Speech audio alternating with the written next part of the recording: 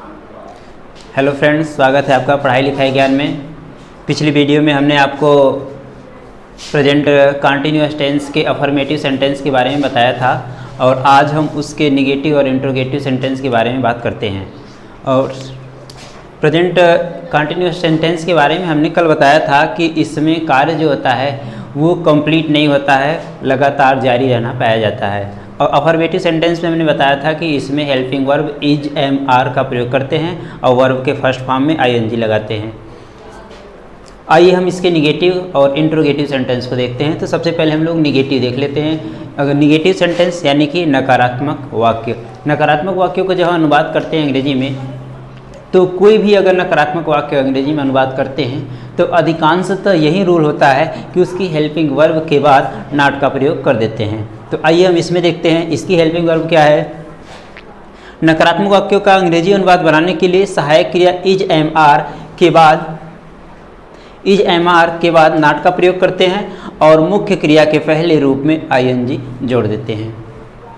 इसका स्ट्रक्चर देख लेते हैं। स्ट्रक्चर है हमारा, सबसे पहले हम लोग स्ट्रक्चर का मतलब ट्रांसलेट, कैसे हम लोग ट्रांसलेट करना है, कैसे अनुवाद बनाना है, अनुवाद को शब्द बाय शब्द कैसे रखना है, तो उसको हम स्ट्रक्चर यानी सेंटेंस की संरचना, स्ट्रक्चर का मतलब सेंटेंस यानी संरचना, हम सेंटेंस की संरचना कैसे करेंगे, कैसे उसको व्यवस्थित करेंगे। तो सबसे पहले हम लिखेंगे सब्जेक्ट यानी हमारा कर्ता हो जाएगा, उसके बाद helping verb is am are है और उसके बाद नॉट, उसके बाद वर्ब के फर्स्ट फॉर्म में आईएनजी लगाएंगे और ऑब्जेक्ट तथा अदर वर्ड लिखेंगे और प्लेस और टाइम, अगर ऐसा कोई जिक्र हुआ होगा तो लिखेंगे वरना छोड़ दिया जाएगा।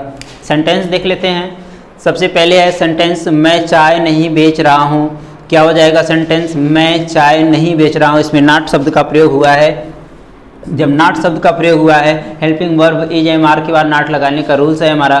तो मैं का क्या होता है आई के साथ हेल्पिंग वर्ब एम लगाते हैं और एम के बाद नॉट लगाएंगे। और बेचना क्रिया जो है सेल में आईएनजी लगा देंगे, सेलिंग हो जाएगा। तो सबसे पहले हमने सब्जेक्ट लिखा आई, उसके बाद is am are helping verb में से एक जो लग रही है आई के साथ उसे लगाया, उसके बाद नॉट का प्रयोग किया, फिर वर्ब के फर्स्ट फॉर्म में आईएनजी लगाया, उसके बाद टी ऑब्जेक्ट के रूप में टी है और इसमें अदर वर्ड प्लेस और टाइम का जिक्र नहीं है तो हमने इसका जिक्र नहीं किया है। नेक्स्ट सेंटेंस देखते हैं।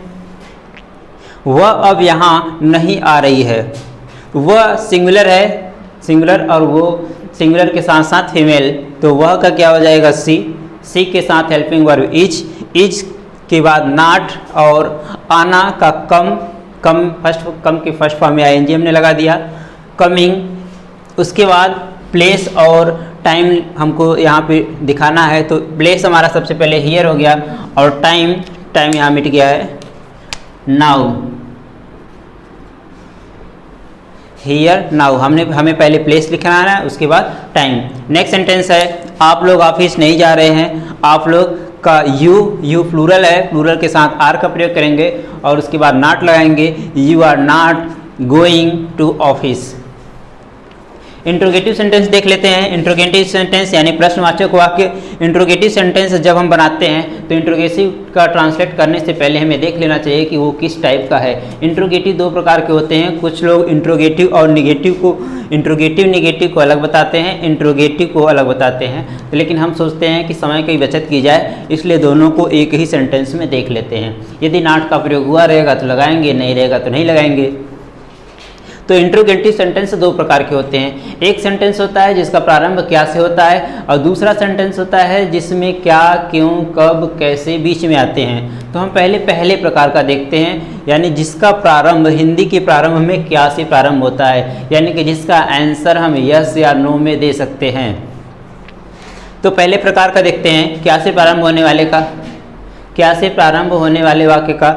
जैसे देखिए क्या से प्रारंभ होने वाले वाक्य के लिए स्ट्रक्चर क्या है। सबसे पहले हम लोग इज एम आर लगाएंगे, उसके बाद सब्जेक्ट के बाद नॉट, उसके बाद वर्ब के फर्स्ट फॉर्म में आईएनजी। ये देखिए नॉट ऑप्शनल है। यदि सेंटेंस में नॉट का प्रयोग यानी नहीं का शब्द का प्रयोग हिंदी वाक्य में मिलेगा तब तो लगाएंगे, नहीं मिलेगा तो नहीं लगाएंगे।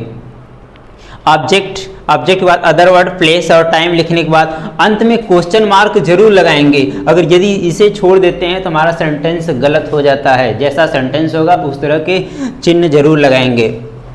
दूसरा रूल देख लेते हैं। दूसरा में क्या होता है, क्या, क्यों, कब, कैसे शब्द बीच में आते हैं। जब दूसरे प्रकार का होता है क्वेश्चन वर्ड जिसमें बीच में आते हैं क्या, व्हाट मीन्स क्या, वाई, व्हेन, हाउ, यानी क्या, क्यों, कब, कैसे, कहाँ, ये सब बीच में आते हैं तो इनकी अंग्रेजी क्या करते हैं, सबसे पहले लिखते हैं। थोड़ा सा हम इसकी हिंदी लिख देना चाहेंगे। व्हाट मीन्स क्या होता है, क्या, उसके बाद वाई मीन्स क्यों, व्हेन मीन्स कब, हाउ मीन्स कैसे,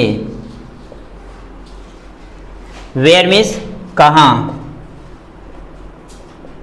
तो अब इन चीज़ों को हम सबसे पहले लिख देंगे। अब इसके बाद देखते हैं स्ट्रक्चर इसका क्या हो जाएगा। सबसे पहले हम लोग क्वेश्चन वर्ड लिखेंगे, ये जो है क्या, क्यों, कब, कैसे, कहाँ, इन चीज़ों की अंग्रेजी सबसे पहले लिखते हैं। तो क्वेश्चन वर्ड सबसे पहले हो जाएगा, उसके बाद हो जाएगा हेल्पिंग वर्ब EMR, उसके बाद ये सब्जेक्ट हो जाएगा, और सब्जेक्ट के बाद यदि नॉट का प्रयोग मिलता है नेगेटिव सेंटेंस में तब तो लगा देंगे, नहीं मिलता है तो नहीं लगाएंगे। उसके बाद वर्ब के फर्स्ट फॉर्म में ING, object, other word, place और टाइम लिखेंगे, और अंत में क्वेश्चन मार्क जरूर लगाएंगे। एग्जाम्पल्स देख लेते हैं इसके। जैसे पहले प्रकार के एग्जाम्पल्स है, क्या आप लोग अपनी गायें चरा रहे हैं, क्या लास्ट में रहा है, रही आ रहा है, सेंटेंस हम लोग जानते हैं इसका पहचान में अंत में रहा है, रही आता है, और कार्य का जारी रहना पाया जा रहा है। तो क्या आप अपनी गाय चरा रहे हैं, क्या से प्रारंभ हुआ है। यदि कोई भी वाक्य क्या से प्रारंभ होता है तो क्या शब्द की अंग्रेजी हम लोग नहीं लिखते हैं, बल्कि उसमें प्रयुक्त होने वाली सहायक क्रिया को सबसे पहले लिखते हैं। तो इसमें इसका सहायक क्रिया क्या प्रयोग होगा, आप लोग है इसका सब्जेक्ट, आप लोग प्लूरल होता है, प्लूरल के साथ आर लगाते हैं तो हम लोग आर को सबसे पहले लिखेंगे, आर शब्द पहले आ जाएगा। उसके बाद देखिए क्वेश्चन वर्ड हमने ये इस तरह से देखते हैं तो सबसे पहले EMR में से क्या लगा देंगे, आर। उसके बाद क्या लगा है, सब्जेक्ट, सब्जेक्ट हमारा क्या है, यू। उसके बाद नॉट, लेकिन नहीं शब्द इसमें नहीं आया है तो हम नॉट नहीं लगाएंगे। उसके बाद क्या है, वर्ब के फर्स्ट फॉर्म में ING, वर्ब हमारा है ग्रेज, चराना, ग्रेज में ING लगा देंगे, ग्रेजिंग। उसके बाद है अपनी गायें चरा रहे हैं, अपनी गायें, यू के साथ यदि अपनी आता है तो योर लगाएंगे, योर गायें, cows, you are grazing your cows. आगे देखते हैं नेक्स्ट सेंटेंस, क्या राधा नहीं नाच रही है, इसमें नहीं शब्द का प्रयोग हुआ है। इस वाले वाक्य में नहीं शब्द का प्रयोग नहीं हुआ था तो हमने नॉट का प्रयोग नहीं किया था, लेकिन इस सेंटेंस में देख रहे हैं नहीं शब्द का प्रयोग हुआ है तो इसके लिए हमें नॉट शब्द का प्रयोग करना होगा। और नॉट शब्द का प्रयोग कब किया जाता है, इंट्रोगेटिव में यदि नेगेटिव सेंटेंस भी आ जाता है, इंट्रोगेटिव नेगेटिव एक साथ आता है तो नॉट शब्द का प्रयोग सब्जेक्ट के बाद करते हैं। जैसे इस सेंटेंस को देख रहे हैं, क्या राधा नहीं नाच रही है, पहले प्रकार का इंट्रोगेटिव है, क्या से प्रारंभ हुआ है तो इसमें क्या शब्द की अंग्रेजी जो वाट होती है वो तो लिखी नहीं जाएगी, बल्कि इस सेंटेंस की में जो सहायक क्रिया प्रयोग होती है उसको सबसे पहले लिख दिया जाएगा। यानी इस सेंटेंस में राधा एक सिंगुलर वर्ड है, यानी सिंगल एक लड़की का नाम है, तो हम इसके लिए जो इज हेल्पिंग वर्ब लगाया जाता है उसको सबसे पहले कर देंगे, इज। उसके बाद हमारा सब्जेक्ट हो जाएगा राधा। अब सब्जेक्ट के बाद ही हमें नॉट का प्रयोग करना है, इज राधा नॉट डांसिंग, क्या राधा नहीं नाच रही है, is Radha not dancing. Next sentence देखते हैं, वह अब कहाँ जा रही है। देखिए क्या, कहाँ शब्द बीच में आ गया है, जब कहाँ शब्द बीच में आ गया यानी क्या, क्यों, कब, कैसे, कहाँ, ये क्वेश्चन वर्ड जो है बीच में आते हैं। जब बीच में आते हैं तो इनकी अंग्रेजी यानी इनकी इंग्लिश वर्ड है वो सबसे पहले लिखा जाएगा। तो कहाँ की अंग्रेजी क्या होता है, वेयर, तो सबसे पहले हम क्या लिख देंगे, वेयर। उसके बाद हेल्पिंग वर्ब लगाएंगे। अब हम सब्जेक्ट देखते हैं, सब्जेक्ट वह है, ये सिंगुलर है तो उसके लिए क्या लगा देंगे, इज, वेयर इज। अब सब्जेक्ट लिखेंगे सी, वेयर इज सी गोइंग। अब इसमें देखिए अब की अंग्रेजी इसमें नहीं लिखा है, अब की अंग्रेजी लिख देंगे now, where is she going now. Next sentence देखते हैं, पिताजी आपको क्यों डांट रहे हैं, पिताजी आपको क्यों डांट रहे हैं, क्या, क्यों, कब, कैसे बीच में आया है, क्यों शब्द बीच में आया है। जब क्यों शब्द बीच में आता है तो क्यों शब्द की अंग्रेजी सबसे पहले लिखेंगे, क्यों शब्द की अंग्रेजी होती है वाई, वाई मीन्स क्यों, तो सबसे पहले हम क्या लिखेंगे, वाई। उसके बाद देख रहे हैं पिताजी सिंगुलर है या प्लूरल, पिताजी तो एक ही होते हैं तो सिंगुलर होता है। वाई उसके साथ इज लगाएंगे, वाई इज द फादर, डांटना के लिए scold, scolding, why is the father scolding you, पिताजी आपको क्यों डांट रहे थे। लास्ट में क्वेश्चन मार्क लगाना नहीं भूलेंगे, क्वेश्चन मार्क ही सबसे बड़ा पहचान होता है इंट्रोगेटिव का। नेक्स्ट सेंटेंस देखते हैं, छात्र अंग्रेजी कैसे सीख रहे हैं।